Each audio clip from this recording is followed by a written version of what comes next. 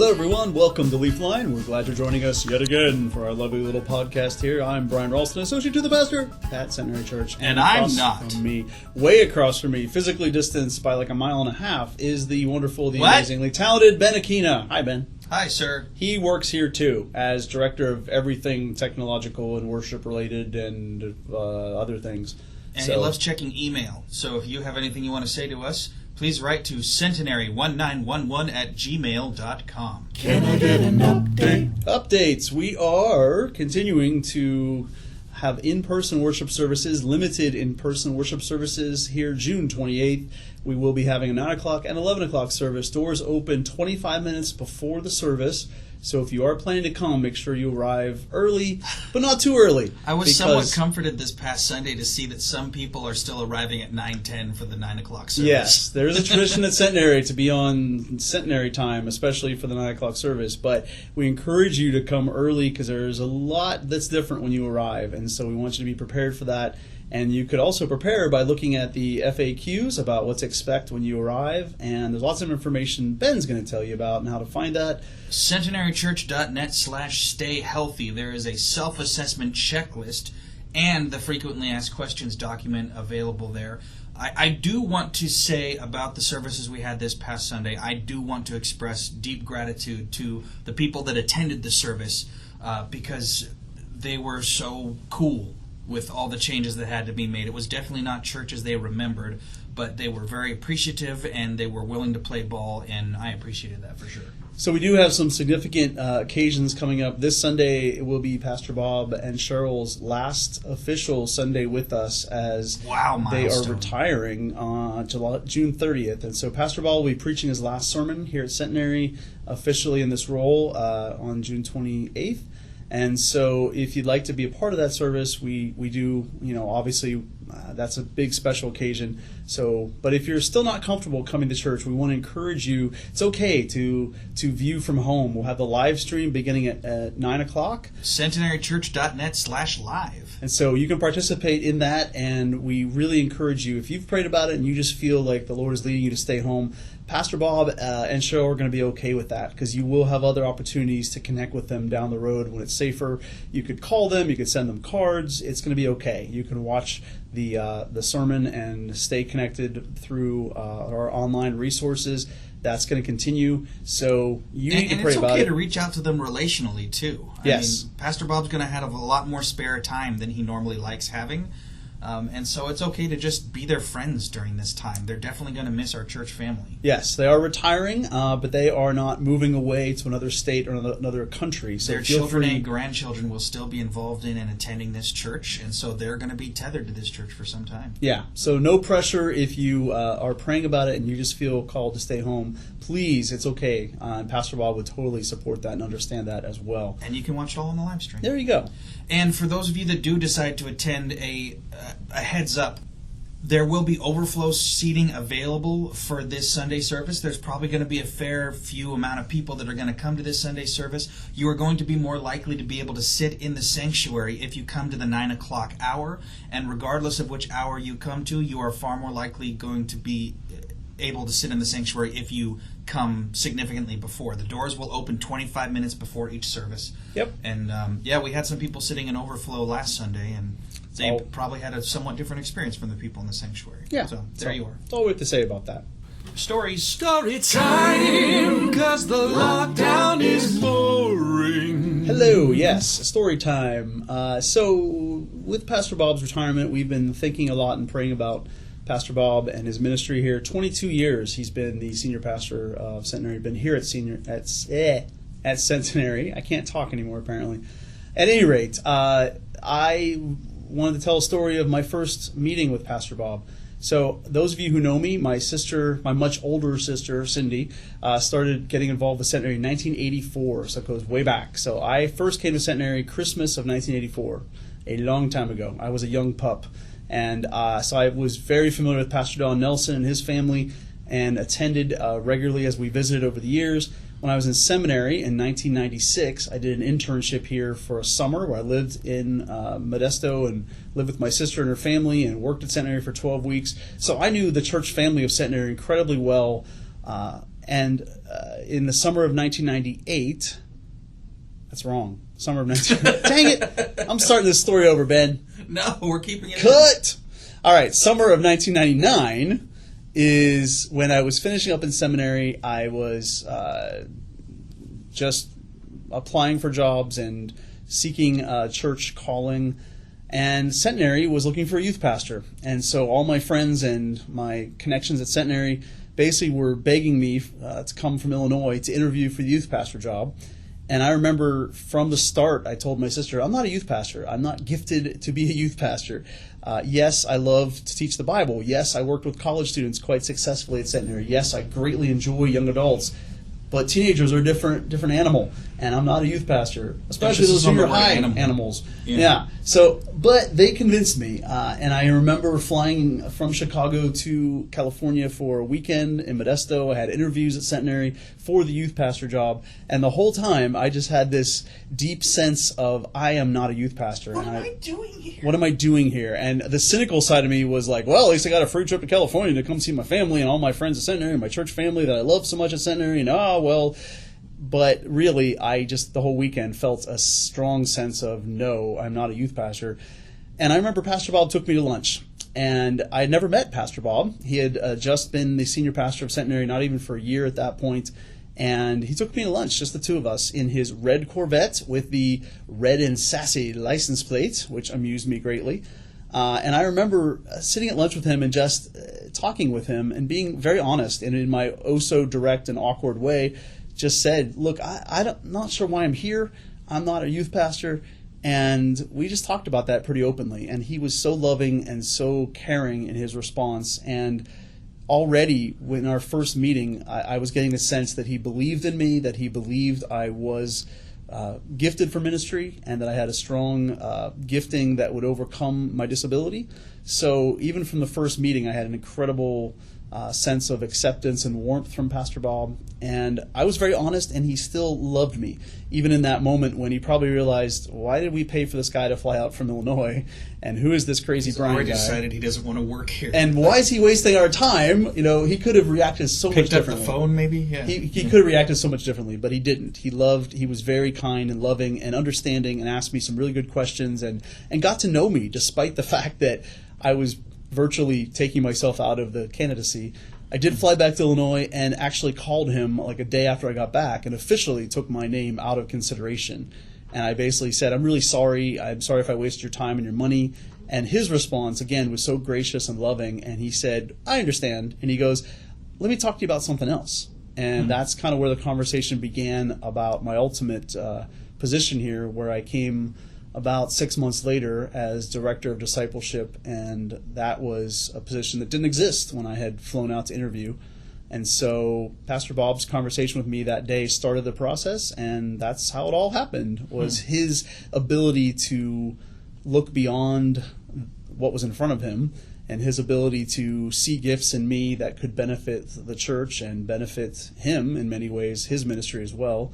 And the two of us worked really well together for many years. So that's God's sense of humor for you, and a lot about Pastor Bob and his amazing ability to have grace and love in all situations.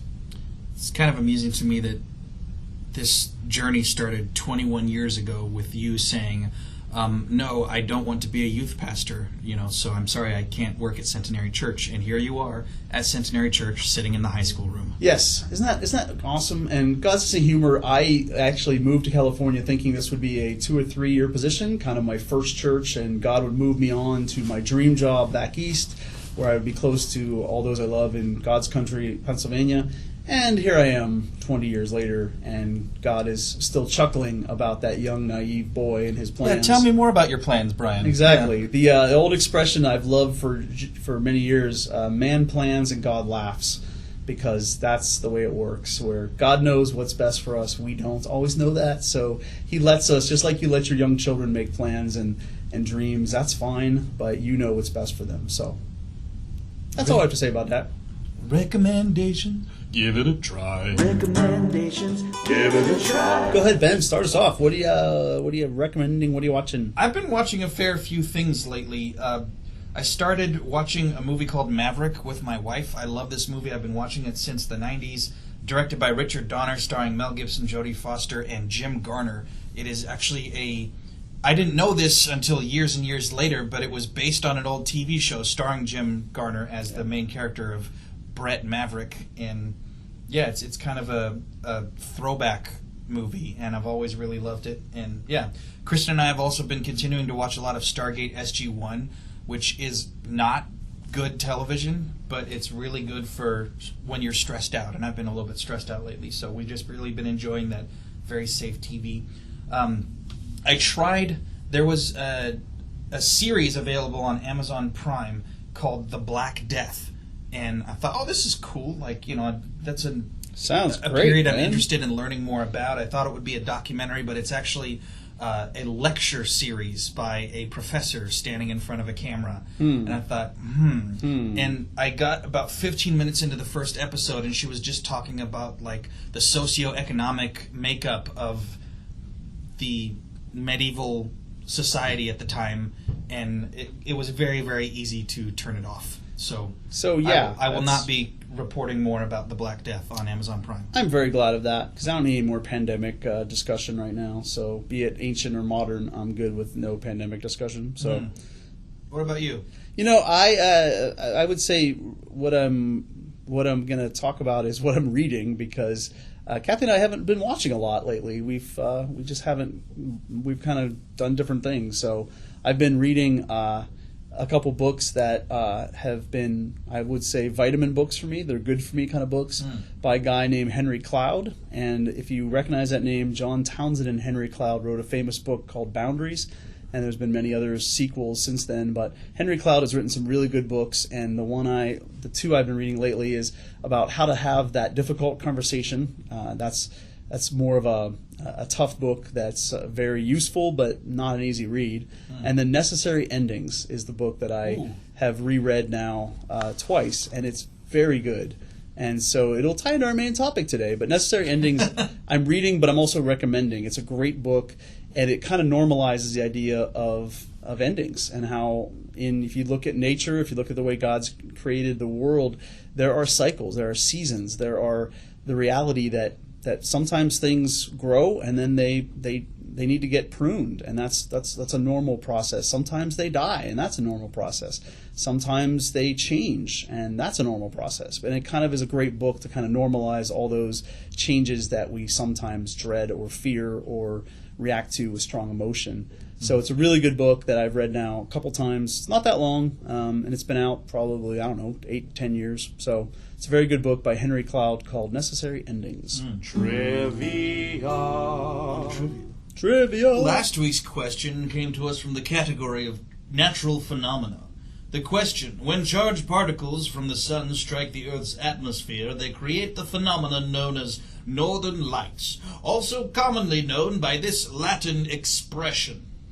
What I love about that is he's actually doing that voice, and he looks like a cartoon character at the same time. It's great. So we had 3 correct answers. I know. Okay. We had 3 correct answers from our listeners who all knew that it was called the Aurora Borealis, also known as Northern Lights. Those were Randall Robinson, Carrie Sampson, and to nobody's surprise whatsoever, Mrs. Joyce Uziak. Shout out to all of our faithful trivia folks. Thanks for playing, and continue to send us your answers to this upcoming question. It's relating to the Civil War. No, I'm sorry. The category is War Between the States. Or the War of Northern Aggression, as I once heard it called, which I love. Here's the question. A particular Confederate general at the First Battle of Bull Run showed an awe-inspiring determination to stand his ground. His refusal to back down or yield was so memorable that it garnered him a very specific nickname. Who was that general? What was that nickname? And if you want to critique that accent, feel free to send that in along with the trivia answer to centenary1911@gmail.com. On to main topic. Main topic. Main topic. So today's main topic is transitions. We're going to talk about transitions. We're in the middle of one here at Centenary Church, but it's also just a big topic in our lives. And I think so often once again, we don't want to talk about it because it makes us sad or it makes us upset or there's strong emotions about transitions, but they're normal and they're natural and they're just part of life. The Bible talks about transitions, especially leadership transitions, quite a bit.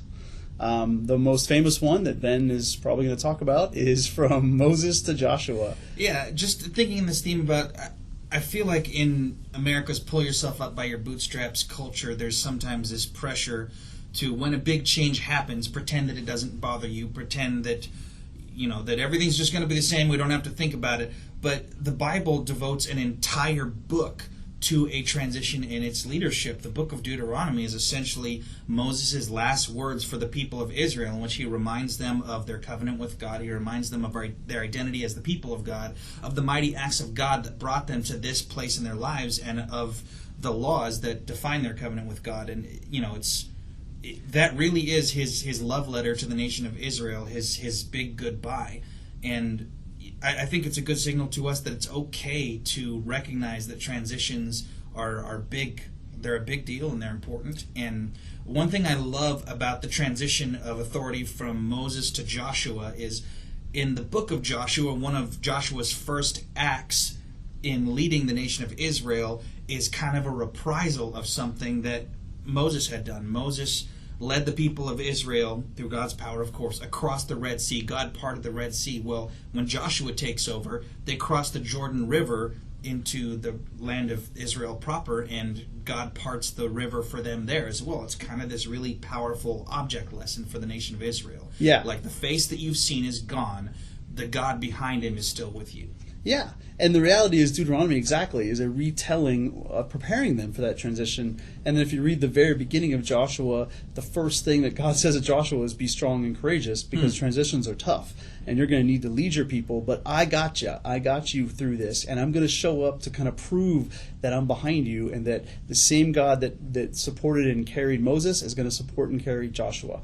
And as Ben mentioned, the crossing of the Jordan River in the miraculous fashion is very similar to the Red Sea, where God basically predicts, tells them what to do. It's a very public kind of miracle, and it's a very public way to say Joshua has the full support of Yahweh, and thus he's going to lead you well, and Moses is gone, but everything's okay. And what doesn't change is God doesn't change.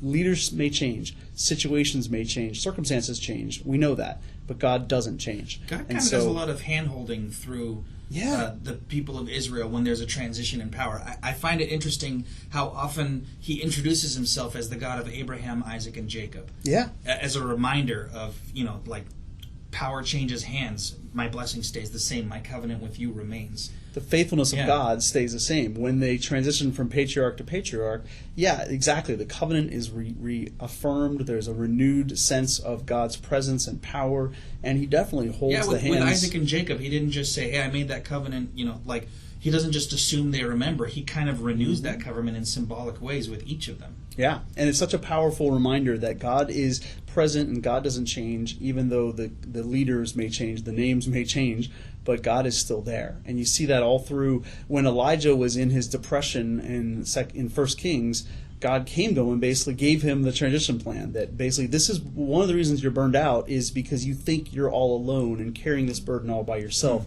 Let me tell you, there's going to be a successor. There's going to be someone who's going to be your protege.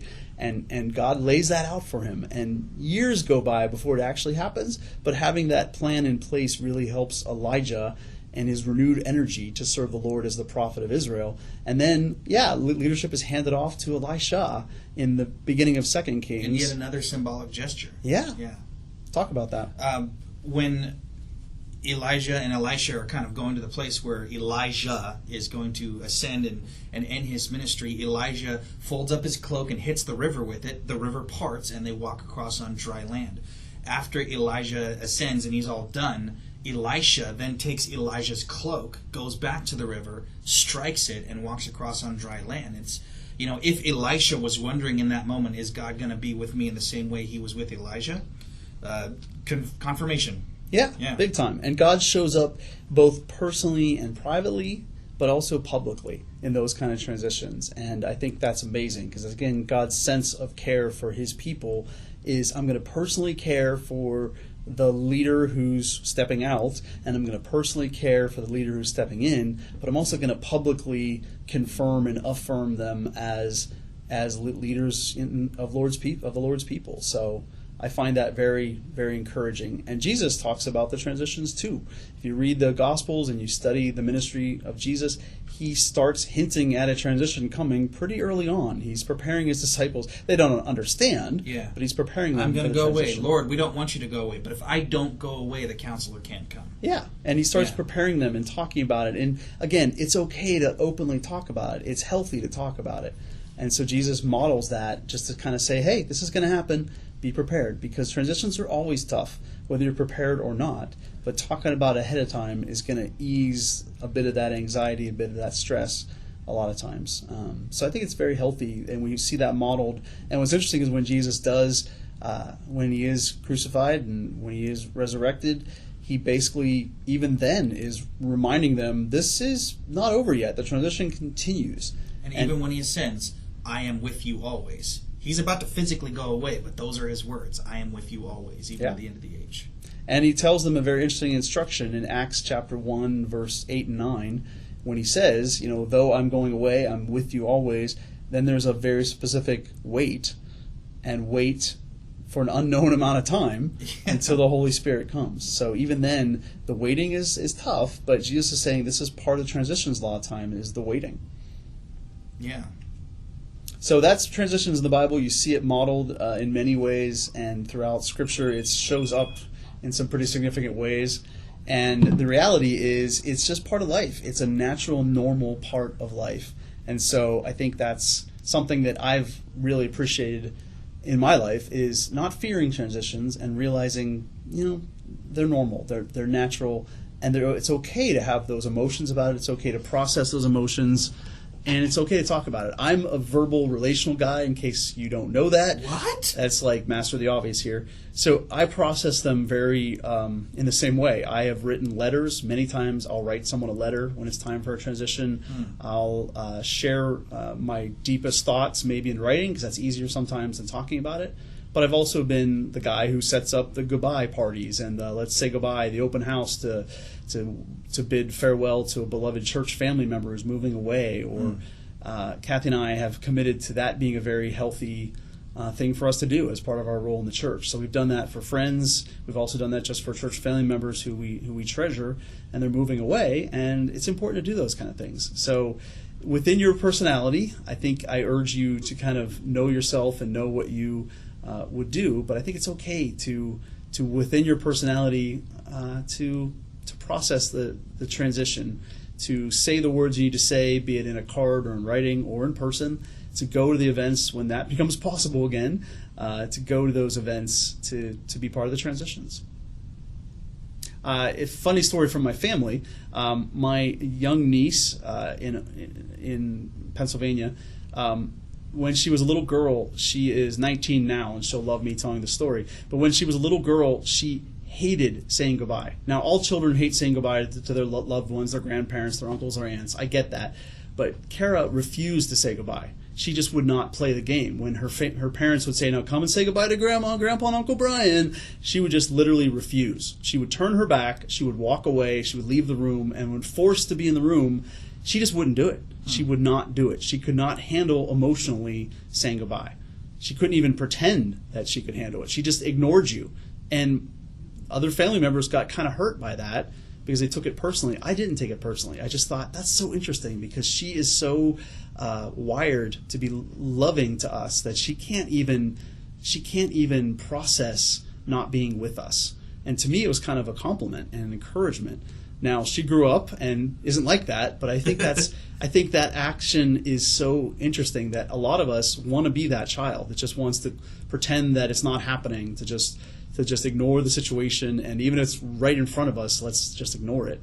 I don't think that's healthy for adults, but it's just part of who we are sometimes. So if you're like that, work through that and try to pray through that and ask God to help you grow through that, because that is a very childlike way to be. In that case, I don't think that's healthy for us.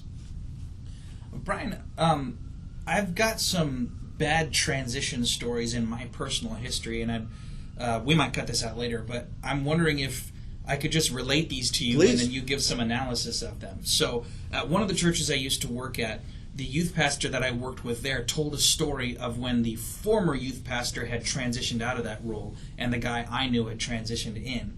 And the guy I knew had never done really youth ministry before other than volunteering at that church, and he was trying to do things the right way. He was trying to pay homage in the right way to that departing youth pastor. And so he sort of accidentally initiated a long period of group grieving.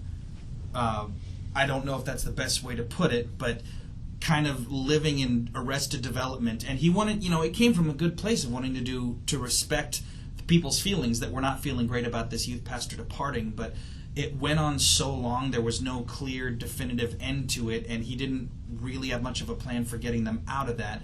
And I think it ended up making the group focus so much more on what they'd lost than on the fact that, God was still with them and still had plans for what the group was going to do now.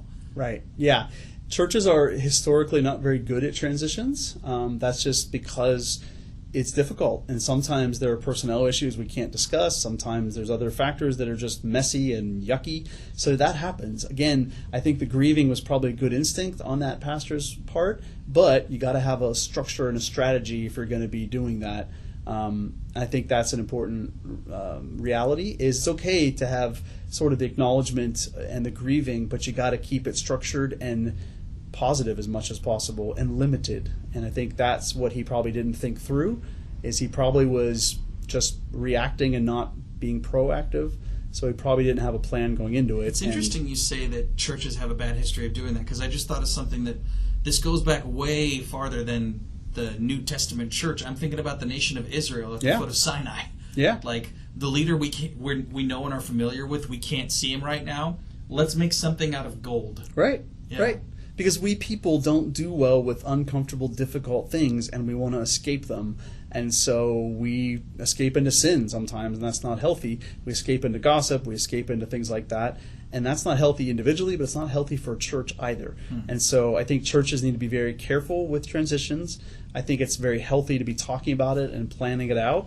But again, when the transition actually happens... And it also is healthy to grieve to an extent. Yeah. Yeah, but as we mentioned in the grief topic a while back, a couple weeks ago, grief is a journey, and you need to keep moving and not get stuck in the grieving. And churches, just like individuals, can get stuck in the grieving the good old days and missing that pastor that used to be here, or that leader, or that family that used to be here, or whatever. And getting stuck in your grief is not healthy either. It's important not to ignore it. Of grieving too. Yeah. There's productive ways of grieving, exactly. Express the emotion, express the loss. And in this case, you say goodbye and you say all those things you want to say to the departing leader, and then you welcome the new leader and you give them every support you possibly can as a way to sort of never do you replace someone, but you understand that this is your next pastor, this is your next leader. Doesn't mean this is the guy that God has placed in authority over you now. Yeah, and you trust the Lord enough to say, God hasn't changed, but this has, and I'm going to accept that, and I'm going to love this new person and support them just like I loved. And it's part of your honoring the legacy and the ministry of the departed leader, the retired person, let's say. You want to honor their legacy by bonding and connecting and loving the new pastor as much as you loved the previous. And so that's part of honoring their legacy is you want to be faithful to the Lord, number one, but also faithful to your church family. And part of that is you carry on that legacy that you were loved, and so now you're going to love the new person. What other good stories do we have from unhealthy transitions? Because that is an interesting I've got topic. one in particular. When I briefly took over worship at this church I used to work at in the adult services, and I had actually had that youth pastor story ringing around in my head, and I wanted to do a healthy sense of transition where we embrace the old and the new together. And so I got the worship team together, and I said, you know what, I totally respect what the former worship leader, their legacy here and what they did with you. So I'd be curious to know one or two song titles from each of you that you say, this song is important to our church, You know, you would know that better than I would because you're more connected here than I am. But this song is important to our church, and we should really continue using this song as part of our worship services because it'll be meaningful to the congregation. And I thought, you know, that's pretty good. And I had one very, very old gentleman who was a singer who pointed across the room and said, see those 5 filing cabinets? Every single one of those songs in there needs to continue to be a part of our worship services. Because every single one of those songs is great and good. And he flummoxed me. I had no response to that. Yeah. Because it was so audacious to me. Like, I didn't know how to respond. Yeah. And in that situation, you turn off your people-pleasing side, if you have one. Good luck. You basically say, you know, thank you, and I appreciate that heart. I appreciate your desire not to have anything change. And then you just kind of move into, okay, reality time. I'm going to be able to continue some of these songs, but not all those songs. And so you as a leader have to gently and kindly love that person through the transition. And I think that's probably necessary. You don't want to cater to that. But again, because that would be like the Israelites saying, Joshua, do exactly what Moses did. We need to go back to Mount Sinai. Yeah. Let's be Moses part 2. And if you could change your name to Moses, that'd be easier for us. So we don't have to learn a new name. And that's just unrealistic and unfair in so many ways. And so I think that, but what you were hearing was an individual who didn't want anything to change, and they wanted the exact same, and that's not possible. When I've been peripherally a part of transitions in the church leadership structure, when it's another leader transitioning out and a new person coming in, I've tried to do my best to encourage people to say, you know, like, of course, appreciate the person who's left, but don't try to make this new person fit into that same peg or hole or whatever it is, because this new person might have new and interesting ideas. Exactly. And part of the key in a transition for the leader or the person transitioning, but also for those involved, is security. Security in the Lord first and foremost. And if you have a security in the Lord and a security in God's in control and God doesn't change, then you're going to be okay with other changes that may come. And security in who you are, and just realizing that you're different than that other person, and they're different, and they may have gifts that you don't have, but there's a security that you can operate out of that's very helpful in the midst of transitions, and thus you're not going to be undermined by sort of the all change is bad kind of philosophy. So I think transitions are great times to evaluate your security. Are you anchored fully in the Lord God Almighty and in His Word and the unchanging nature of that? And thus, if you have a sense of security there, then that really will help you handle whatever transitions may come. Because transitions are always going to be difficult and stressful and anxiety-causing. But it will really help if you deepen your anchor and your security is in the Lord and not in a leader, not in a church, not in other things that will change. Because that's not a good place to put your security, because those things change. Security is such an important word, because I think about, like, where does that security come from? It comes from the knowledge and the understanding that God is doing things in His timing. And it's so valuable to recognize that Pastor Bob is not the leader God has designed for Centenary Church. He's the leader God designed for Centenary Church from 1998 through 2020. And, like, that was the time when Pastor Bob was the exact guy God wanted running this church and being the leader of this church. Now we're going to find out about this new person that God has decided is going to lead this church. And, you know, it's so healthy to recognize that, like, to do honor to the ministry of Pastor Bob, but also to say, God, I trust you with this new guy, whoever he may be. And I'm excited to see what you, God, have planned for this church through this leader. Yeah, exactly. And that's such a key concept, is understanding that seasons change, but God doesn't. And so the season of the Bob and Cheryl Collins ministry is coming to an end, but God has a new season and has a new leader and has a new plan, and we need to embrace that and rejoice in that, as well as grieve the ministry as ending of Pastor Bob and Cheryl. So I think that's a healthy place to be.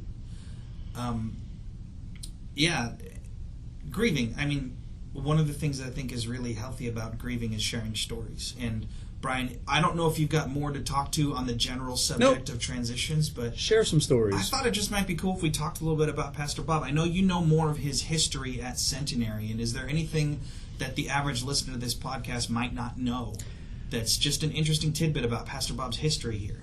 I think one of the things that has always stood out to me about Pastor Bob, and those of you who've known him a while know this, he's such a servant and such a humble servant. And early on, I realized that when the senior pastor is the first to be washing dishes and picking up trash and doing menial tasks, quote unquote, and helping tear down the stage after the 9 a.m. service on Sundays. Yeah, and he values serving so highly, and he doesn't care what the serving is. If it's behind the scenes and no one knows, that's fine with him. He prefers that. So the humble servant that he is, that has really stayed with me from day one, because that's such a key part of his character and He's who he never is in approached Christ. this job thinking about what he deserves. No. And be it him sacrificing himself over and over again for the church, or him serving in very humble, behind the scenes ways, that is his servant's heart, and his humility has been such a strong part of his character and his leadership here that it's just been an example to me. And yeah, so if you have been around here long enough, you remember the many church dinners, or when we used to have the concerts on the lawn. He was always, here first. He was always setting up the stage. He was always last to leave, doing dishes and all that kind of stuff. So, and that's not just on a church-wide level. He does that with personal relationships too.